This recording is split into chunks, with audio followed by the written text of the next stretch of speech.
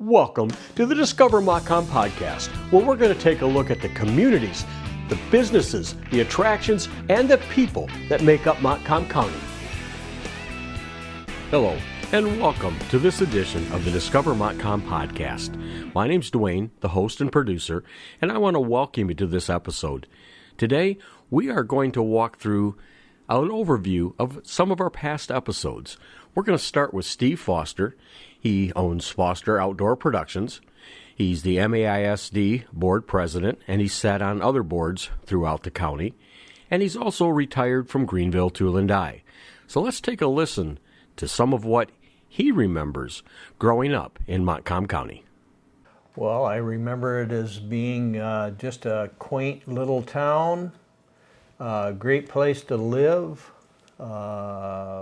Enjoyed growing up in Greenville, even though we had a thing in Greenville that we lived across the tracks on the north side of town. Okay. So, but all of our peers and friends at that point in time, we all turned out pretty good. Montcalm Community College was in, I think, the second or third year at that point in time. What year approximately are you talking? Well, I graduated from there in '68. Okay. So I went there in '67, and I went as a sophomore because I'd already completed a year of college. Okay. So got a chance to experience the smaller college, and I have to say that going to Montcalm Community College in that time, that was the most fun that I had in college and really enjoyed it. Was awarded the first Arts and Sciences Associate degree from Montcalm Community College. It was '82 that I went to work for Greenville, Tool and Die. Okay. I was there almost 33 years before I retired. Now, Greenville, Tool and Die, big business in Montcalm County. They've been there for, what year did they start? 1946. 1946. Greenville, Tool and Die, Stan Ash, a big supporter for Montcalm Community College. Education was on huge. all levels. Which I'm sure probably rubbed off on his employees. Yes. Yeah, that was my job when I came there. That he told me that right up front. Yeah, I've been on the Education Foundation of Greenville for like 25 years now, and I really enjoy that. But you saw that education was needed. Oh, and, yeah. And from your involvement with being the front person on Greenville, Tool and Die to working with the community college, graduating from the community college. Well, Greenville Tool and Die was a skilled trade. We made stamping dies for primarily the automotive industry. Now they've branched out in a lot of other industries now, like refrigeration and dryers, washers, refrigerators, all that kind of stuff. That has all evolved over time, and I became very appreciative of the kinds of people that we had for employees that were so skilled, and they were skilled because of the apprenticeship programs that we had. That's how we trained our people. And for many years, I had 40 or 50 apprentices at Greenville Tool and Die taking related instruction classes at MCC. Yeah. And that was part of their apprenticeship program, is they had to complete a number of classes that were related to the field, as well as getting actual on-the-job experience and training at that time. And that's where a place like Montcalm Community College is so important to this area. Yes. And if you need something, they'll figure a way to build it. Yeah. And that's also led you around to be the president of the Montcalm Area Intermediate School District. The Greenville Area Chamber of Commerce has been around for 75 years. Paul, the executive director at Katrina, the member services administrator, joined us in the studio and talked a little bit about what is a chamber and some of the area happenings. We serve our business community by making connections. So that's, if I'm trying to whittle it down to the simplest form, we make connections between business and people and resources, and just providing ways for them to connect to each other and to get the things that they're looking for their business. You're the Greenville Area Chamber of Commerce, which means area means that how far out does your membership actually reach? Yeah, right now I think the farthest, one of our most recent members is in Illinois, but they actually work with Consumers Energy, and so that's their connection into our community. But locally, we have a member in Alma. We have a number of members in Grand Rapids area. Most of them are right around Montcalm County, but yeah, we stretch out pretty far. But day to day, I mean, we're interacting with the community, we're planning events, we're running our social media, making our updates on our website, doing all sorts of different tasks. Let's go right there. How can somebody get involved? Let's say somebody in the Howard City or Coral or Carson City or wherever around the county wants to get involved. How do they go about becoming a member of the chamber? Well, they have a couple ways. They can call us. They can, the easiest way is to fill out the form on our website. That comes directly to our email.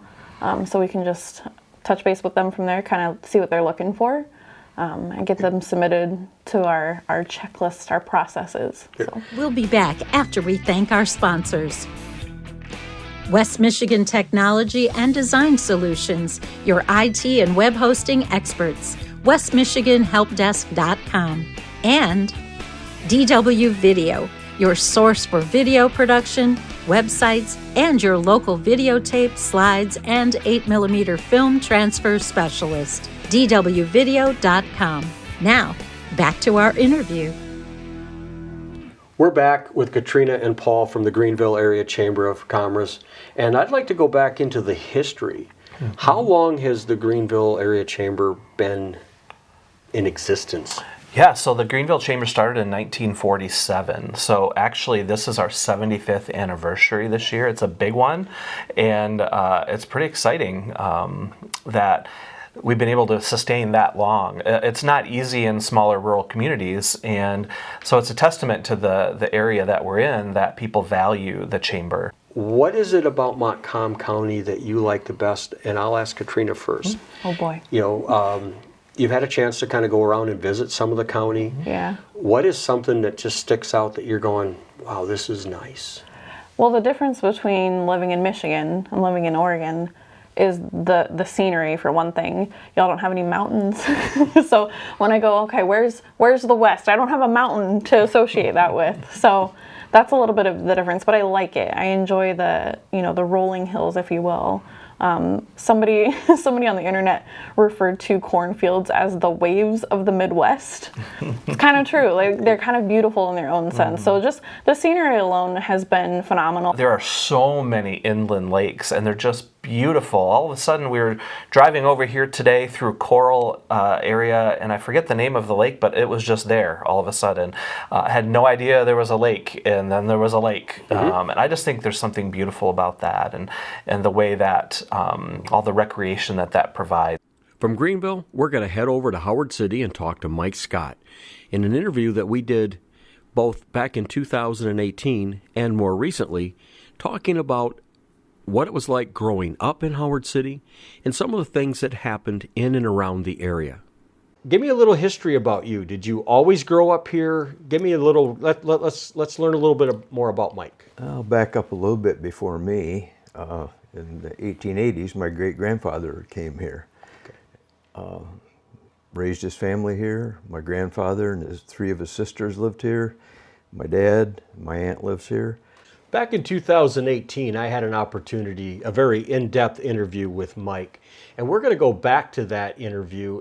I was always involved in working at a business that was in town, and when you work at a business, you get a feel that that's what it takes to keep the community going. And I watched when I was growing up, there's 3 grocery stores on Main Street, and then there was 2, and then there's 1, and then there's none.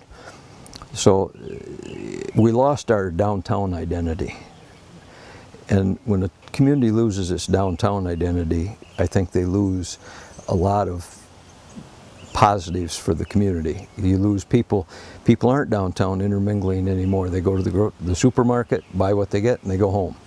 There isn't this, you don't get a chance to meet with your neighbors, so to speak. And as things got busier through those times in the 60s, 70s, people were getting more mobile all the time. So they weren't spending the time in one community. They'd go off here. I'll jump in the car and go to Grand Rapids, only a half hour. Right. Where before you'd plan for that trip next Friday we're going to load up and go to Grand Rapids. I can remember those early days on the council when it came budget time. It was a struggle. The village has capacity for expansion, their sewer ponds and the water supply system. And if you want to shift a little bit to the water, that was also changed in the 90s when we had the Renaissance Zone and we got some MEDC money. We put a new water well in up on Orton Street and brand new feed well to that tower, which we went from a 75,000 gallon water tower to a 330,000 gallon water tower. When I retired, that's probably when I started paying attention to more what was happening with the county. And back then, farming was always big in Montcalm County, but it was getting bigger. That became one of it is our biggest industry right now. And the growth in Greenville, I happened to sit on these boards when Electrolux left. And Hitachi left Edmore. And what that does to a county. Not only to the community they were in, but also to the tax base for the county. And I'm very concerned with, you could see the decline in revenues and decline in service. It was harder for the county to provide the services that they needed to provide. And today, where we are, we're in they're gaining back, they're fixing what was wrong, but it had a devastating effect on the county. Unfortunately, agriculture does promote, but not near like a Electrolux factory. But now with Dicastal and Foremost Dairy and those coming in, the Edmore's got the bag factory that they've refurbished into a farmer's market. And those are the things that are positives for the county. And we saw a need countywide to get more. We needed more involvement, more draw to bring industry to our county. So the Alliance at that time,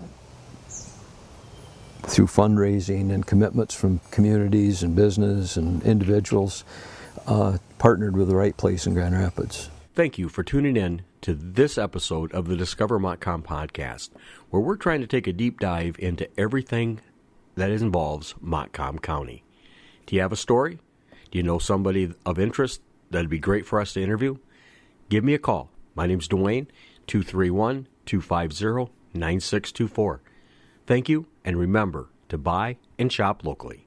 Connect and subscribe to Discover Montcalm Podcast at discovermontcalmpodcast.com. Follow us on Facebook, Instagram, and YouTube at Discover Montcalm Podcast. To be featured in an upcoming show, contact Dwayne at 231-250-9624. Remember to subscribe at discovermontcalmpodcast.com.